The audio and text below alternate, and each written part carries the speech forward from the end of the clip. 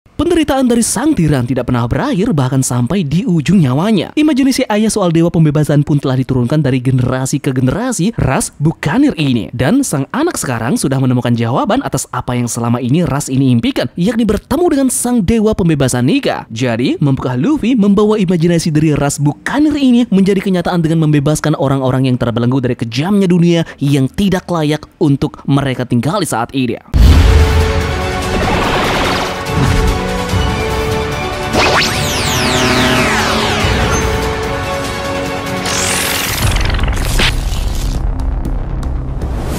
Hiyo Tamagon, selamat datang di channel Tamagon Park. Kali ini kita akan mereview mengenai chapter terbaru yang baru saja rilis, yakni One Piece chapter 1095. Di sini kita akan membahas detail mengenai percakapan lengkap yang ada pada chapter ini beserta dengan beberapa gambar yang akan Tamagon visualkan dalam bentuk cerita. Eits, tidak lupa Tamagon sapa dulu. Seperti biasa, bagaimana kabar kalian di minggu ini? Ingat untuk selalu bersyukur ya nakama. Dengan bersyukur itu akan mendorong kalian untuk selalu menikmati rezeki yang didapat bagaimanapun bentuknya. Nah, jadi sebelum kita memulainya lebih jauh, tentu saja jangan lupa subscribe, like, dan komen untuk bentuk support kalian atas channel ini ke depannya. Jika sudah, terima kasih banyak dan bersiaplah nakama. Tarik jangkar dan mari kita berlayar.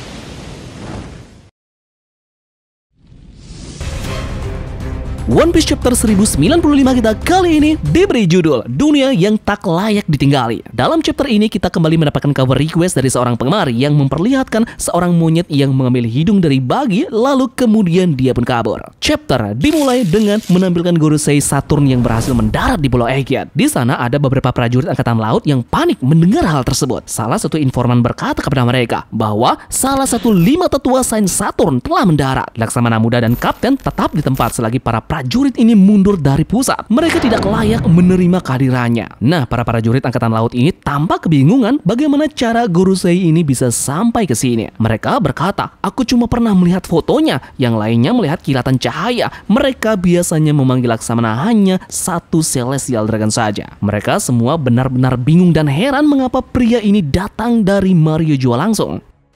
Nah, kemudian sampailah kita pada panel yang melanjutkan chapter sebelumnya, di mana terlihat Gorosei Saturn tertikam pedang yang dilakukan oleh Jeorly Bony. Para pasukan marinir pun ancang-ancang ingin menembak Bony, namun tubuh dari sang gadis itu sudah digenggam erat oleh Saint Saturn. Dia berkata, "Diam serangga, kalau aku tidak mau ditusuk, aku pasti sudah menghindar." Setelah itu, Saturn kemudian langsung melempar jauh-jauh Jeorly Bony. Nah, pada saat itu, Sanji bereaksi atas hal tersebut. Namun sayangnya pergerakan dari Sanji dengan sangat gampang dihentikan oleh monster itu dengan hanya menatap Sanji. Kepala dari Sanji mendapatkan luka yang dimana darah keluar mengucur lumayan banyak. Saint Saturn kemudian mencabut pedang yang tertancap di tubuhnya tersebut dan tiba-tiba saja lukanya pun menjadi menghilang secara seketika.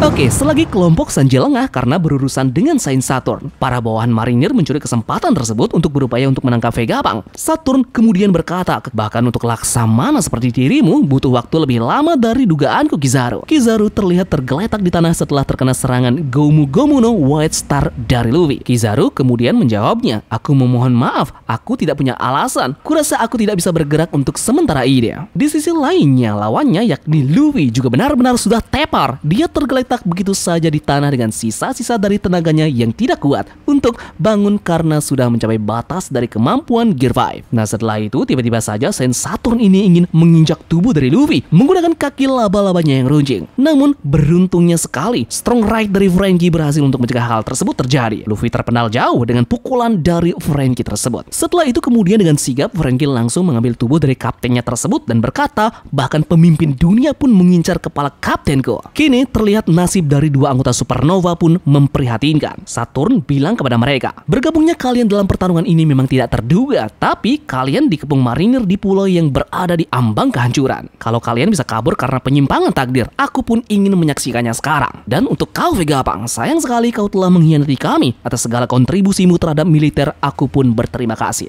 Jadi sekarang, katakan siapa yang ingin mati duluan? Di urutan yang paling menyakitkan, kami ingin kalian mati dengan rasa penyesalan karena menentang pemerintahan dunia. Saturn kembali meremas tubuh dari Bonnie, dia bilang, kenapa di saat manusia dilarang untuk melakukan sesuatu, mereka justru tetap melakukannya. Nah, para aliansi tidak bisa melakukan apa-apa untuk melawan Saturn ini. Mustahil karena beberapa tubuh dari orang-orang di sekitarnya seperti terdiam dan membatu. Vegapunk pun menjelaskan bahwa kalau bukan Saints, berarti ini adalah buah iblis. Dan dengan nafas yang tersengal-sengal, Bonnie pun berkata, kau membunuh ayahku Saturn. Sains Saturn menjawab, oh Kuma, dia terlahir sebagai budak dari sisa ras yang melakukan kejahatan besar. Dia satu-satunya orang yang selamat dari orang-orang bukanir yang dimusnahkan. Flashback kecil dari ingatan jiwa Bonnie terjadi di mana pada saat itu dia mengingat perkataan dari ayahnya Kuma yang mengatakan bahwa, Bonnie, sejak aku masih kecil, aku selalu ingin menjadi pahlawan yang membawa kebebasan bagi orang-orang yang menderita. Seperti pejuang kebebasan Nika, dia akan beraksi sambil tersenyum. Nah, dalam flashback tersebut mereka berdua pun menari-nari yang diikuti dengan sebuah irama drum.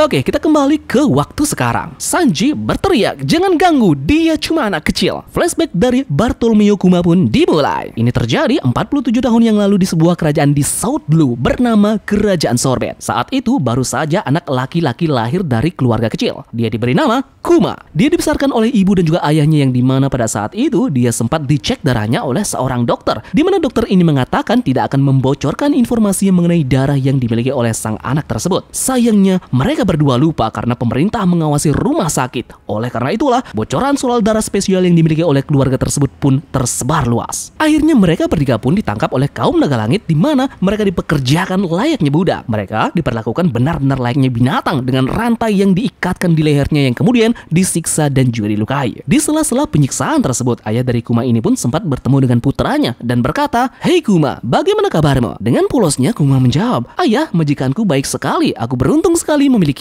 Ayahnya bilang bahwa ibumu meninggal dan dia di surga sekarang. Dia sudah di tempat yang lebih baik. Kuma, kau kuat, teruslah bertahan dan lanjutkan hidup. Kenapa aku lebih memilih mati? Pejuang kebebasan akan datang. Dia akan menyelamatkanmu. Sang dewa matahari Nika. Itulah nama pejuang legenda yang diturunkan lewat orang-orang bukanir. Suatu hari dia akan membawamu ke lautan yang bebas di bawah matahari. Dia selalu tertawa, dia bergerak mengikuti ritme dan membuat orang lain tertawa juga. Nah, tragisnya saat ayah dan anak ini sedang bercerita, secara brutal salah satu naga langit menembakkan pistol tepat ke arah dari kepala sang ayah yang kemudian di sana dia benar-benar tersungkur dan akhirnya tewas. Oke, sekarang flashback pun berlanjut dan kali ini kita akan masuk ke dalam suatu pulau di mana pulau ini tanpa malu diberi nama Bukit Para Dewa, kaya akan sumber daya. Pulau ini bernama God Valley. Di pulau ini, tradisi lama berburu manusia pribumi akan berlangsung. Negara ini sekarang merupakan properti dari pemerintahan dunia. Di sana ada raja dari pulau tersebut. Dia berkata, apa yang kau lakukan? Kau ingin membunuh rakyatku dalam permainan ini. Kau benar-benar gila. Nah, mendengar ocehan tersebut, seseorang dengan cepat menebas tubuh dari sang raja yang kemudian tersungkur dan tewas. Orang tersebut adalah Ksatria Dewa Saints Garling Vigarland.